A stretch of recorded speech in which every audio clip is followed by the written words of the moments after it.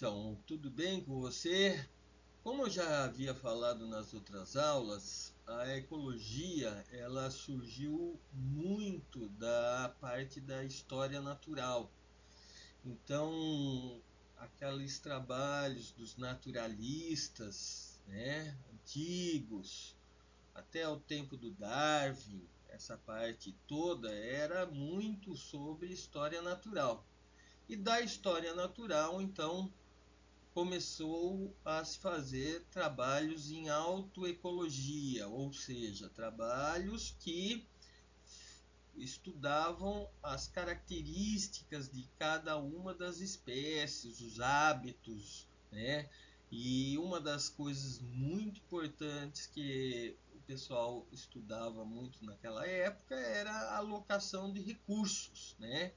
Então, o balanço energético que existia entre crescer e sobreviver em relação à reprodução, quanto que se gasta para reproduzir e quanto que se gasta para sobreviver, né? Então vocês estão vendo aí uma figura aí falando exatamente a respeito disso aí, né? Então, normalmente você tem um crescimento, o esforço somático está relacionado no crescimento, na manutenção e na sobrevivência, tá certo?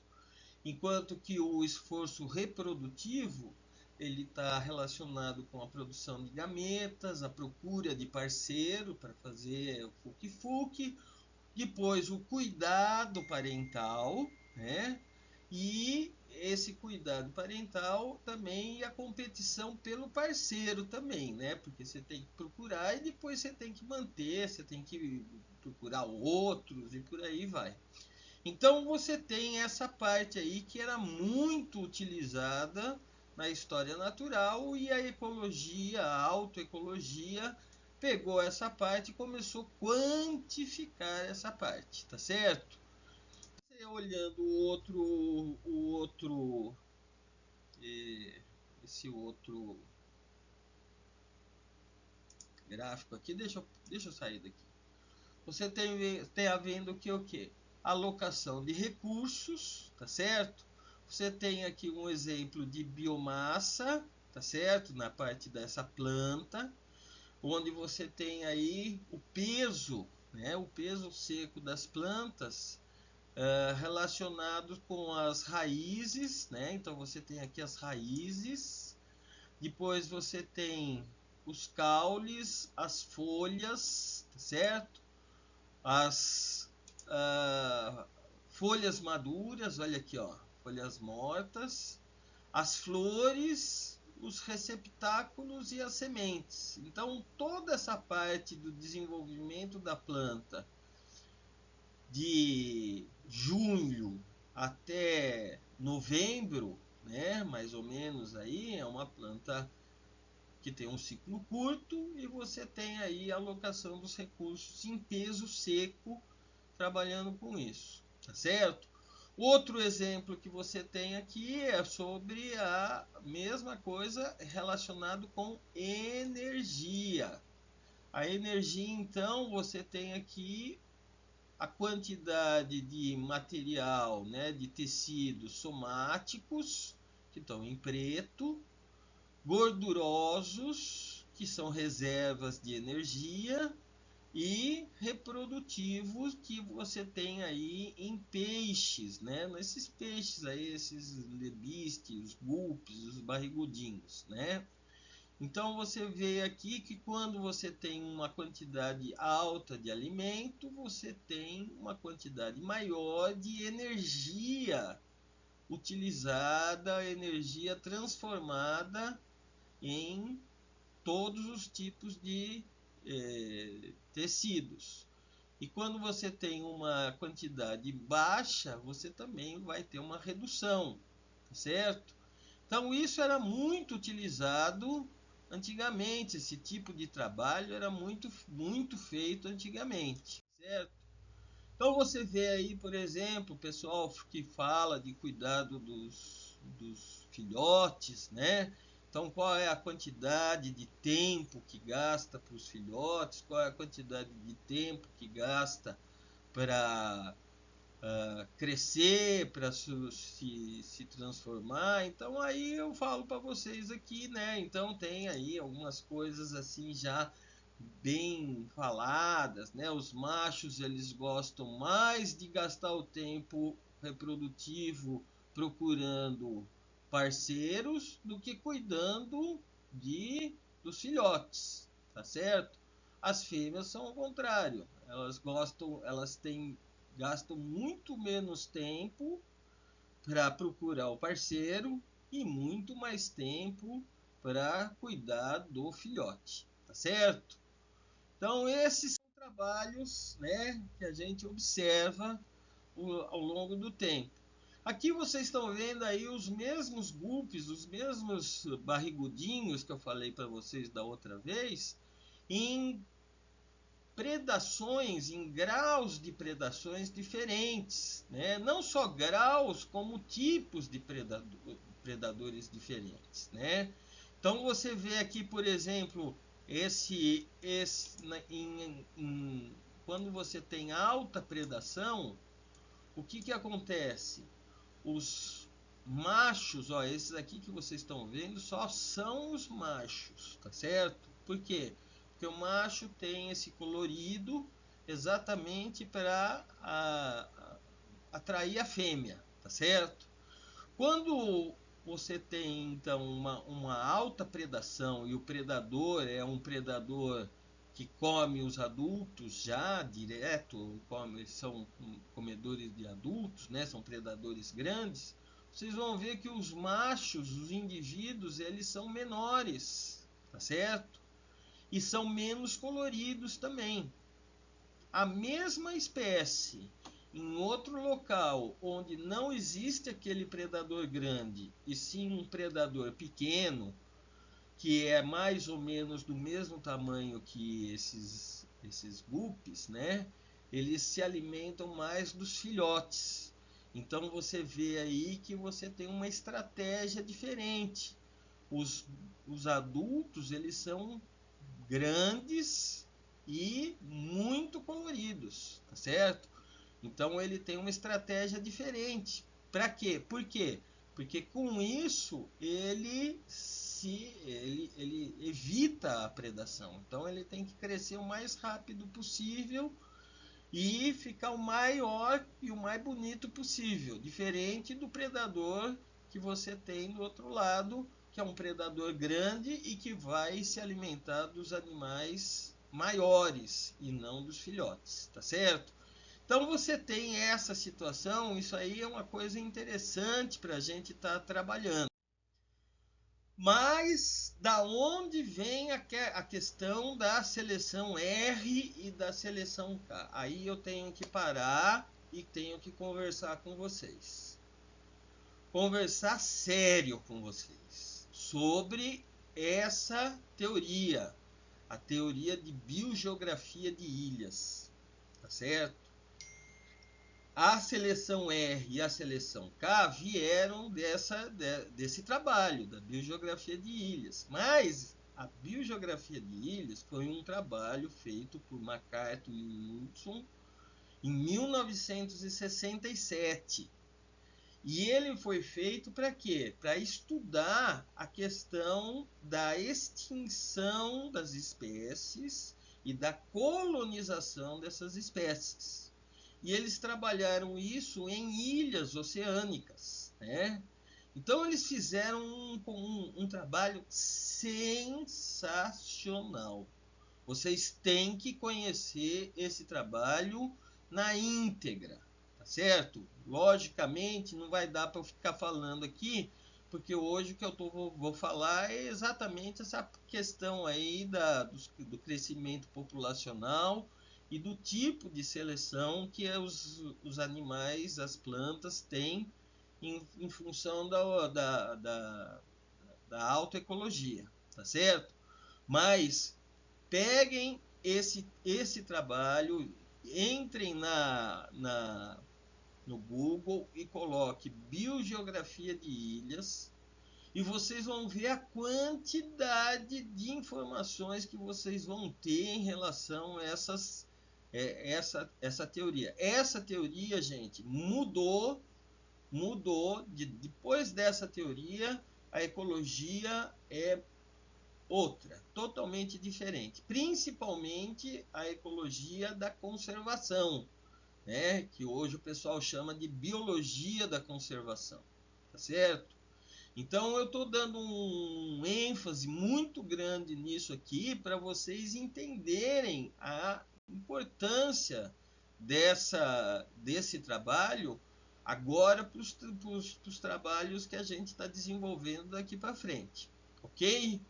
Bom, a teoria da seleção R e da seleção K, ela fala o seguinte, ela fala que existem forças que selecionam as populações de acordo com as características do ambiente. Então, se os ambientes forem muito variáveis, como vocês estão vendo aqui, ó, tem uma tabelinha onde você tem as características, né, nas linhas e duas colunas aí, R e K. Então, a seleção R são os indivíduos que vivem em condições imprevisíveis, muito variáveis, enquanto que os organismos que estão na seleção K, eles vivem num ambiente mais previsível, mais estável, tá certo? Então daí começa toda a diferença. Outra questão é a mortalidade, né? Então a mortalidade é imprevisível. São fatores independentes da densidade. Lembra disso que eu falei? Né? Por exemplo, passa um fogo e quem estiver junto naquele lugar morre. Né? Então, independente se tem muito ou pouco indivíduo, vai morrer todo mundo. Na seleção K, a mortalidade é mais direcionada, tá certo? Então, depende da densidade e vai depender também da qualidade, do tipo, da característica do organismo, tá certo? Que a gente vê isso na curva de sobrevivência, né? Na curva de sobrevivência, você vê aí quem está na seleção R é do tipo 3. Ó, eu botei aqui no cantinho aqui, ó, as curvas de sobrevivência, lembra que eu falei da aula passada? Para vocês lembrarem, ó, do tipo 3 é essa verdinha aqui, ó, tá certo? Ou seja, você tem uma mortalidade muito grande nos primeiros estágios de vida e depois essa mortalidade vai diminuindo, tá? No ambiente mais estável, os organismos de seleção K, eles têm o quê? Eles vão ter uma curva de sobrevivência do tipo 1 ou do tipo 2, né? Então você tem uma mortalidade constante, né, que é o tipo 2, e você no tipo 1 você tem uma mortalidade que vai fazer o que? Vai se concentrar nas últimas fases de vida, tá certo? Já falamos isso, só estou lembrando isso para vocês, né? A população no ambiente imprevisível, nas espécies que são R selecionadas, a população tem um tamanho variável, tá certo? E o que vai variar isso sempre está abaixo da capacidade limite do ambiente. Ou seja, são espécies que estão entrando, são oportunistas, são espécies invasoras, são espécies pioneiras, tá certo? Que entram no ambiente e o ambiente não tem praticamente competição, né? A competição é muito branda, tá certo? Diferente da população e da competição das K especialistas, onde você tem uma população constante, tá certo? Próximo da capacidade de limite do ambiente. Ou seja, O que existe lá naquele ambiente é aquilo que o ambiente, que os recursos disponíveis podem suportar, o número de indivíduos que esse ambiente consegue suportar, né? Isso então produz uma competição muito intensa, né? Então a competição pelos recursos é muito intensa, certo? A seleção também favorece o tipo de crescimento, de desenvolvimento, certo? Então, os R selecionados têm um rápido desenvolvimento, os ciclos são curtos, enquanto que os K selecionados têm desenvolvimentos longos, bem compridos, e a reprodução é muito tardia, tá certo? No ambiente, nos R selecionados, você tem uma reprodução rápida, tá certo? E uma capacidade enorme de crescimento populacional, que é esse R aqui, ó, tá vendo? Ó, então, olha, isso aqui eu já tô falando para vocês da onde vem o R e da onde vem o K, tá certo? O R vem do crescimento populacional, que é esse Rzinho aí que eu vou mostrar para vocês nas equações desses modelos aí, tá certo? E o K é o que? É a capacidade limite do ambiente. Então, o que você tem aí são dois tipos de histórias naturais bem diferentes. Um que cresce rapidamente e se reproduz rápido, tá certo? E o outro que cresce bem mais lento, tem uma reprodução também baixa, mas tem uma grande capacidade de competição, né? Então são aí essas características da seleção RK. Quem descobriu isso foram aqueles autores que eu falei para vocês, MacArthur e Wilson, em 1967. Esse aqui, ó, o Pianca, que vocês estão vendo aqui embaixo, também escreveu, foi ele que fez essa tabelinha aqui também bonitinha, que virou um clássico também sobre a seleção RK, que o MacArthur e o Wilson escreveram, o Pianca também escreveu esse trabalho aí que é importante, é interessante, certo? Mas tá bom, tudo bem, legal, né? Até aí a gente tá entendendo, tal, mas agora eu vou mostrar para vocês o que que é o R e o que que é o K. E aí eu tenho que usar esse gráfico aí, que é um gráfico também clássico, né? Então você tem os indivíduos, número de indivíduos no eixo Y e o tempo no eixo X. Você então tem dois tipos de crescimento que a gente tem, que é o crescimento exponencial, que é exatamente esse que está mostrando pela curva de potencial biótico. É quando o crescimento, o R é máximo, tá certo? Mas você tem outro tipo de curva, que é a curva de crescimento real. Que é isso? É uma curva de crescimento que ele vai crescendo rápido até um determinado ponto, e aí depois ele se estabiliza por causa do quê? Por causa do limite do ambiente, que ele está colocando aí a resistência do meio. O que, que é isso? Falta de água, falta de comida, falta de alimento, isso faz com que a população se estabeleça dentro de um determinado tipo. Então, o R que vocês estão vendo aí está relacionado com o crescimento exponencial. E o K, que vocês também ouviram falar, é exatamente a capacidade de suporte do ambiente, que é isso aqui, é o tamanho populacional máximo suportado pelo ambiente. Tá certo? Então é importante estar falando isso. Nossa Senhora, quem que começou tudo isso, meu Deus? Bom, aí eu tenho que falar para vocês desses caras aí, viu?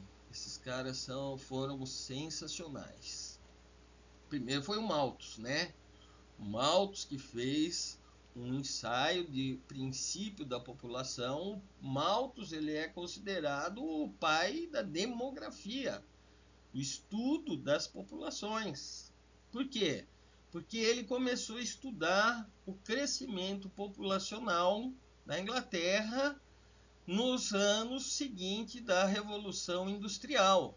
E ele começou a ver que a população crescia, estava crescendo cada vez mais rápido, né? Então ele estava vendo que a população crescia em progressão geométrica. E ele estava muito preocupado, porque essa população está crescendo muito e ia chegar uma hora que não ia ter comida para todo mundo, certo? Então ele foi o primeiro a falar que tinha que fazer controle populacional, né? Então isso que é interessante. E aí vocês estão vendo aqui, ó, na parte de esquerda aqui, ó, ele que inventou esse R aqui, ó. O R é nada mais, nada menos do que os nascimentos menos a mortalidade. Aí eu falo para vocês, detalhe, esses modelos não consideram migração, nem a emigração, nem a imigração. Então são modelos de populações fechadas, tá certo? Modelos matemáticos de populações fechadas, considerando nascimentos e mortes, ok? Tá? Então esse foi o primeiro modelo. O segundo modelo foi o Verhulst, né, que fez essa equação aí. Qual é a diferença da equação do Malthus? A taxa de crescimento, ela não é a constante. A taxa de crescimento é variável. Como que é variável?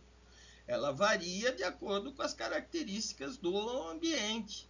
Se o ambiente tem muito mais recursos, a taxa de crescimento é alta. Se o ambiente tem menos recursos, a taxa de crescimento vai sendo cada vez mais baixa até atingir o limite máximo de crescimento, que é esse que vocês estão vendo aí, colocado como K, tá certo? Que é a que a gente chama de capacidade de suporte. Ok? Então é daí que veio o R e o K, tá certo? Bom, mas muita coisa, eu não vou ficar enchendo, ó, o R'inho tá aqui, ó, só para mostrar para vocês aqui, olha, o R'inho tá nessa equação aqui, tá certo? E o K tá na equação passada, né, que eu mostrei para vocês aqui, tá? Bom, o crescimento exponencial com R máximo, né, onde você tem potencial biótico máximo sem fator limitante, ocorre na natureza? Ocorre, ocorre. Ocorre em situações, vamos dizer assim, em situações particulares, né? Por exemplo, espécies em recuperação. Vocês estão vendo aqui o gráfico dos elefantes, da população de elefantes até mais ou menos 1920, 1930, a população de elefantes era muito pequena. Por quê? Porque tinha uma caça imensa desses elefantes. A partir de 1930, começaram a restringir a caça dos elefantes. E aí a população foi crescendo, crescendo, crescendo e chegou nessa forma exponencial aí, tá certo? Depois aí, muito provavelmente, ela vai se estabelecer, vai entrar num patamar, mas enquanto ela estiver se recuperando, você tem aí essa formação, essa quantidade, esse crescimento exponencial, tá certo? Outro exemplo que vocês estão vendo é em cima aqui, ó. Esse pardal que vocês estão vendo são população de pardais que entram, que colonizam uma determinada ilha que eu não lembro o nome dela, tá certo? Então você vê aí que de 1975 até 1980, um pouquinho antes, né, a população cresceu muito. E aí o que aconteceu? O recurso começou a ficar escasso e a população deu uma queda muito rápida. Isso aí é o que a gente chama de curva em J, né? Então ela dá uma queda muito rápida. Em 1980 deu uma queda muito rápida, e depois dessa queda rápida aqui, o que aconteceu é que ela começou a crescer de novo até 85. E 85 aí ela começou a cair até que teve aí uma queda rápida. Então vocês estão vendo aí, é o que a gente chama de população, crescimento em J. Esse aqui atrás que eu estou atrapalhando aqui, deixa eu ver se eu consigo tirar. Ixi, espera aí que... Agora! Olha, ó, outra população em J, tá certo? Então você tem aí um crescimento, depois você tem uma mortalidade, uma queda enorme, e depois você vai ter crescimentos e quedas sucessivas, tá certo? E isso também o que? São características de espécies, né? Aqui vocês estão vendo aqui os coelhinhos, né? Olha, os coelhinhos lindos, maravilhosos, são espécies invasoras. Eles foram introduzidos na Austrália e viraram praga, certo? Então você tem aí umas situações aí que você pode ver na natureza que isso pode estar acontecendo. Olha nós aqui, gente. Olha nós. O crescimento da população humana, ela de 1600 mais ou menos para cá começou uma curva exponencial. Por quê? Porque aí a gente começou a melhorar a nossa qualidade de vida, né? A gente começou a ter conhecimento por causa da peste bubônica, né? A praga bubônica. Então começaram a ver que era importante ter saneamento, que era importante ter conhecimento dos alimentos, e aí começamos a ter uma melhor qualidade de vida. Na Revolução Industrial, então, o que aconteceu? Essa qualidade de vida aumentou muito, tá certo?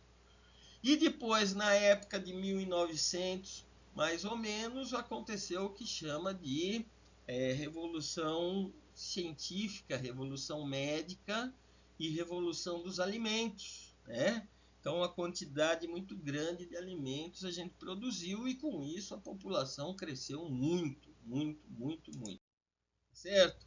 E aí eu tenho que falar para vocês um pouquinho de praga. E quando eu falo praga, eu tenho que aparecer também, né? Porque eu sou uma praga, então olha aí. O que é uma praga? Uma praga é uma espécie com alta taxa de natalidade, natalidade e baixa taxa de mortalidade. Ou seja, cresce muito bicho, cresce muita planta, cresce muita bactéria, tá certo? E esse crescimento, ele é o que? Basicamente, ele é limitado pelo ambiente, pelo alimento, pelos parasitas, pelos predadores. Se o ambiente ele é favorável, com muito alimento, com muito espaço, com poucos predadores, poucas doenças, o que acontece? Essa população vira uma superpopulação, tá certo? Isso quem descobriu foi o Malthus também, né? Ele começou a falar a respeito disso, né? E ele falava que na população humana, o que ia acontecer é que quem ia controlar o tamanho da população humana ia ser exatamente a fome, as doenças e as guerras, né? Então veja, o cara não está tão errado assim não, né? A gente está numa situação mais ou menos parecida. Okay? Aqui a curva logística ou sigmoide, a taxa do crescimento é variável, tá certo? No começo você tem aí um início muito perto do exponencial. Aí depois esse ponto de inflexão, ele significa o quê? O ponto que que a população começa a sentir que está começando a diminuir a velocidade de crescimento. Então aí esse ponto é importantíssimo isso, porque daí ela começa a diminuir, até chegar numa capacidade, num número constante. Quer dizer, o número ele não é constante assim, existem pequenas variações em relação a isso, mas o número, esse K, né, essa capacidade de suporte, esse número de indivíduos que o ambiente suporta, se o ambiente for constante, esse número vai se manter constante. Pequenas variações ambientais podem aumentar, podem fazer com que a capacidade de suporte aumente ou diminua também, tá certo? Então essa é a taxa de crescimento que vocês estão vendo aí. Aí existe também aquela questão aí, né? Qual é outro tipo de característica? As espécies oportunistas, elas são espécies mais do tipo R, né? Então você tem o que? As espécies invasoras, né? Então elas chegam no ambiente e se desenvolvem rápido. O ciclo de vida é bem curto, produz um monte de filhote, um monte de semente, um monte de espécies e cada um se vira, tá certo? Então isso é o tipo R, né? Onde o ambiente é mais estável, você vai ter espécies mais especialistas, né? Onde aumenta a eficiência da competição, aumenta a eficiência da conversão, aumenta as espécies, elas começam o quê? Elas estão competindo entre elas aí e elas têm que aumentar a eficiência, tá certo? Então as espécies mais especialistas são do tipo K e as espécies mais oportunistas são do tipo R, tá certo? Também já falei a respeito disso aqui, os fatores que afetam, né, o tamanho da população. Aqui eu estou colocando o tamanho da população como K, né? Então, o tamanho da população dentro de um ambiente, né? Os fatores independentes da densidade, que eu falei para vocês jogam aí, ou tem uma tempestade, tem uma época seca, ou tem uma época de muito frio, os organismos que tiverem lá vão sofrer, cada um vai sofrer do mesmo jeito que o outro, tá? Então isso é independente da densidade. E tem os fatores dependentes da densidade, ou seja, quanto maior o número de indivíduos concentrado, maior vai ser a influência desse organismo. Então, por exemplo, o alimento. Por quê?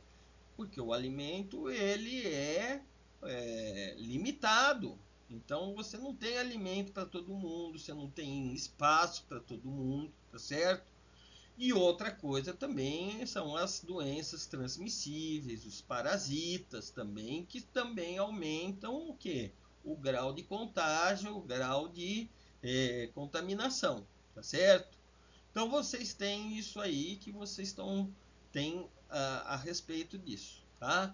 Aí em cima vocês estão vendo aí o gráfico da quantidade de carneiros que se instalou na Tasmânia, né? Então a Tasmânia é aquela ilha debaixo lá da Austrália, tá certo?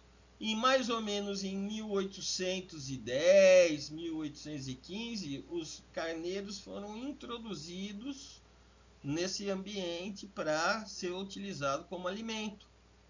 E eles tiveram um aumento, né? Até 1850 tiveram um aumento praticamente exponencial.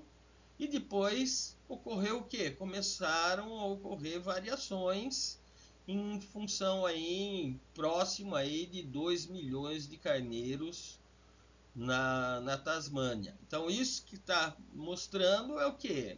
2 milhões de carneiros é o quanto que o ambiente, a ilha da Tasmânia consegue suportar de carneiros. é o que a gente chama de capacidade de suporte.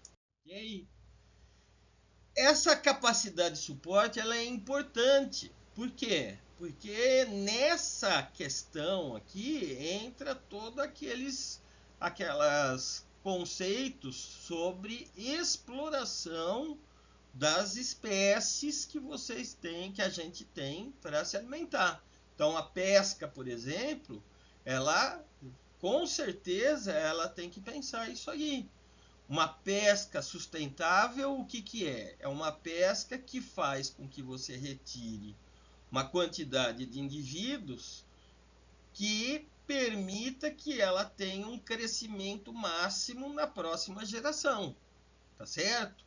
Então é isso que a gente vê mais ou menos, que a gente chama aí de máximo rendimento sustentável, que você tem aqui, ó, mais ou menos o ponto aqui, eu não sei porque a caneta não está funcionando, mas esse ponto aqui perto da flecha, tá certo? É isso aqui, ó.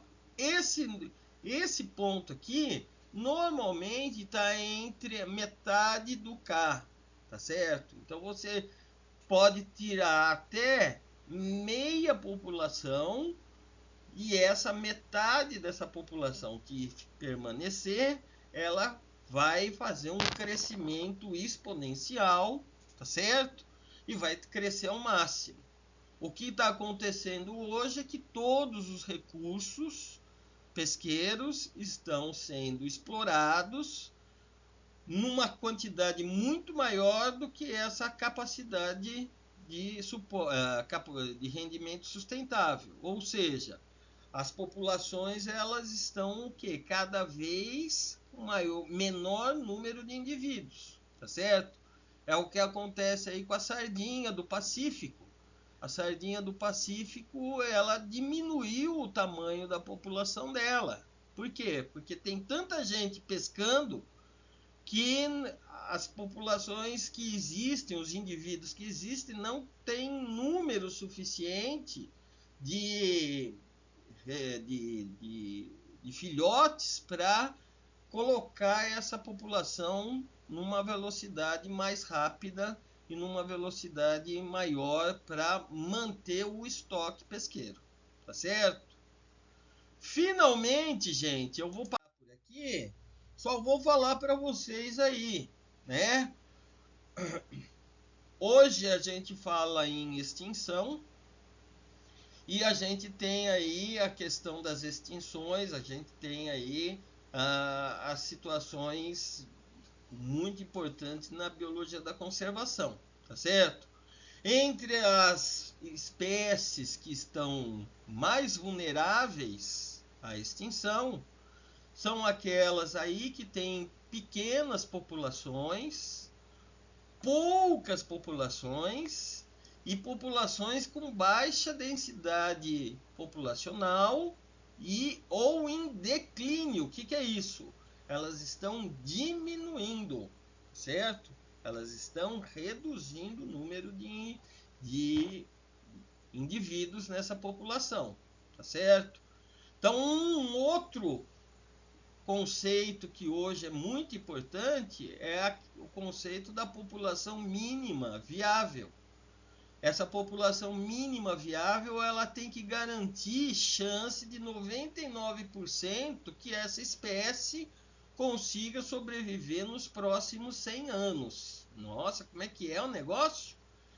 É uma população mínima, é um tamanho mínimo da população que garanta a reprodução e a manutenção dessa população por 1000 anos, tá certo? Então isso é o que para que isso aqui? Para garantir que as populações não se extinguam. Se você extinguir populações, as populações vão se extinguindo e as espécies vão ficando então com poucas populações em declínio e a espécie ela vai entrar em extinção também, tá certo? Então, mais ou menos por aí que eu queria falar, já falei demais, 40 minutos, chega, eu não aguento mais. Tchau!